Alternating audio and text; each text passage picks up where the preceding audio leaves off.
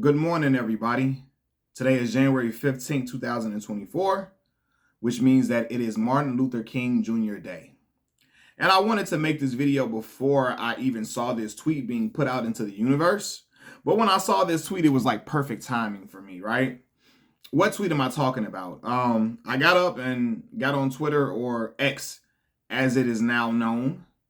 Got on there and I saw a tweet from Bernice King, the daughter of the late great Reverend Dr. Martin Luther King Jr. And she says, is a picture of her and her mother at her father's funeral. And she says that she captions the picture, "With my mother, Daddy's funeral. He wasn't assassinated because he wanted his children to be judged by the content of their character, but he was assassinated for dismantling racism, poverty, and militarism. He wanted corrective measures to eradicate racism, not the delusion that it doesn't exist." And y'all, it spoke to my soul so much when I saw that, like when I saw her caption, because today so many people try to whitewash the legacy of the Reverend Dr. Martin Luther King. They try to whitewash it and reduce his whole entire legacy to the "I have a dream" speech. And to me, that is the biggest bullshit I've ever seen in my life.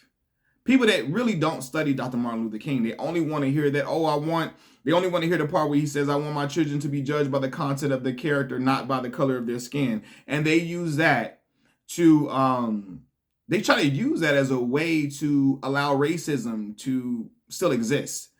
They try to use that as a way to ignore racism and ignore racist measures. They try to use that as a way to, justify systemic racism, or act like it's non-existent, or it's a figment of Black people's imagination. And that's what pisses me off. Okay. She said something key here. He wanted corrective measures to eradicate racism, not the delusion that it doesn't exist. That's what people like to pretend. Oh, Martin Luther King Jr. would be so disappointed at how, critical race theory. I know the fuck he wasn't. He would not. No, he would not. See, a lot of white America, they try to act like Dr. Martin Luther King Jr. was this docile man who was just willing to get a pat on the head and a rub on the back from the white man, and just wanted to just be all "we shall overcome, kumbaya, kumbaya, kumbaya." That is not correct.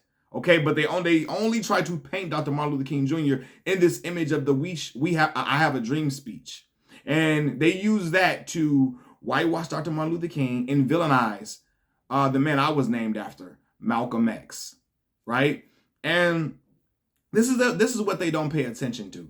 They don't show you the speeches of Martin Luther King Jr. seeking reparations for American descendants of slavery, for Black folks. They don't give you that speech where he was talking about we need some reparations. They don't give you the speeches where he was talking about white America wanting Black people to lift themselves up by the bootstraps, and we never had a boot in the first place. They don't want to hear you talk about, when he talks about America refusing to give Black folks land while the government was giving away millions of acres of land to white Europeans and giving them an economic base, while Black folks were without an economic base. We weren't giving land to farm, etc. None of that. You know what I mean? And he points that out. And his speeches, he says these things in his speeches, and people like to throw these speeches to the wind, to the back burner, and act like they don't exist.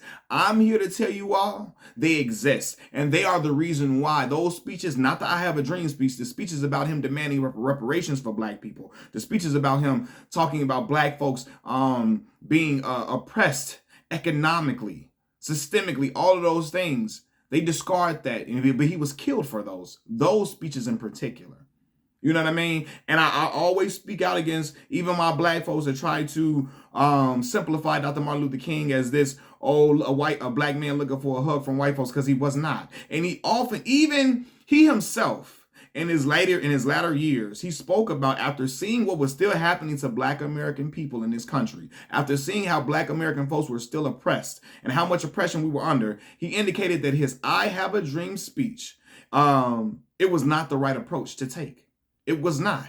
And he said that himself. He admitted that because he saw what was going on. But people only like to, especially, again, appeasers of white supremacy. White conservatives, these white supremacists, they love to just only talk about the "I have a dream" speech, and they use that as a They use that as a way to perpetuate this narrative that we are all over America's racist past. And we're not. We're not. Especially when you see police brutality, when you see systemic racism going on in this country.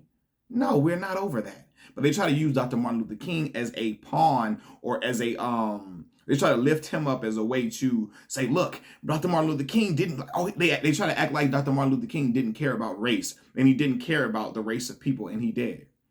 He cared about black folks and cared about the well-being of black American people. But they try to paint him as this docile, obedient man, and just like he was just a white America's pet. And I don't fuck with that at all. I don't. You know what I mean? And again, I look at everything that he was standing for in the latter years of his life, especially. That is what got him killed. Dr. Martin Luther King Jr. did not like appeasers of white supremacy. And he saw negative peace. When I say negative peace, I'm talking about the lack of violence without tension or justice, right? He saw negative peace as another form of violence, as another form of white supremacy, for real. He saw it as white supremacy. Negative peace, he saw it as white supremacy, because he knew at that point, listen, if we out here just acting all kumbaya and act like we don't see what's going on in this country, we acting like we don't see what's going on, with white supremacists, he wasn't with that. He like, no, it's not, all it's going to do is keep our people behind the 8 ball and keep us held back. And to me, I'm like, yeah, that was real shit. But people want to act like that part of Dr. Martin Luther King does not exist. And I'm here to tell y'all it does. It does, and that is what he was killed for. They try to act like he died because they was killed for, like Miss Bernice King said. They try to act like he was assassinated because he wanted his children to be judged by the content of their character. No, he was assassinated because he was a man who was dismantling racism. He was for black people getting equality, and not just equality to go into white establishments, equality for an economic base, equality all across the board. And people act like they don't, that just doesn't exist on behalf of Dr. Martin Luther King. You know what I mean? And I'm not for that shit. A lot of white supremacists try to quote him as a way to belittle black folks in this country, to make it seem like, oh, you're not like Dr. Martin Luther King. Dr. Martin Luther King wouldn't have been worried about race. Yes, the fuck he would have. He would have. He wasn't standing for none of that shit. And a lot of y'all try to use, a lot of you white supremacists try to quote him as a way to denigrate black folks, and as a way to poke at woke black people. You would have hated Dr. Martin Luther King if he was still living and breathing today. You would have hated him, because he was what you call a woke black man, a conscious black man who was not for that bullshit. Okay? And at the end of the day, Dr. Martin Luther King is quoted, "We need that check, brother. We need that check for all y'all. Oh, black people always begging. They always got their hand out. We always want something given to us. We don't want to work. We don't want to work for nothing." Dr. Martin Luther King himself say, "Where that check at, brother? Where the fuck is that check?" Okay, we need that, because we have not been given an economic base where you have white Europeans coming over to this country, and they're giving free, they're giving land, and they giving land and stuff on low interest rates that black folks would never get it on. And that's the shit that we've been talking about for long times. Black America's not getting loans that other immigrant people can get. And we can't get it, and they look at us and say, "Oh, y'all just some lazy black Americans. Y'all don't want to work." And they get to telling you how they great granddaddy came to Ellis Island, and they've been working from the ground up when they came to this country. And a lot of them got loans that black American folks could never fucking get in their life. And they try to use that as a way to make it seem like black folks, like our people, like black American people, are lazy. And they perpetuate the stereotype that we don't want to work for nothing, when we know that's not true, because the black American people built this fucking country. All right, and our grandmamas and granddaddies was working on these farms, on this land, building all type of stuff. You hear me? My grandfather in particular was a carpenter, was great with his hands. Okay, was a black man from rural Mississippi that moved to Chicago, Illinois, where I'm at now, in 1960 with his wife. My grandmother, both of them came from rural Mississippi. Okay, my grandmother was a educator. My grandfather was a carpenter. He used his hands in order to get his family what they needed. Okay, but his family were people who his father was a carpenter, was a man that used his hands, all of those things. So I'm saying black folks come from a long line of people who helped to build this country, and don't let them trick you from thinking that. Okay, don't let them tell you, oh, you just come from nobody, you come from nothing but beggars and come from people who just want a handout. No, that's bullshit.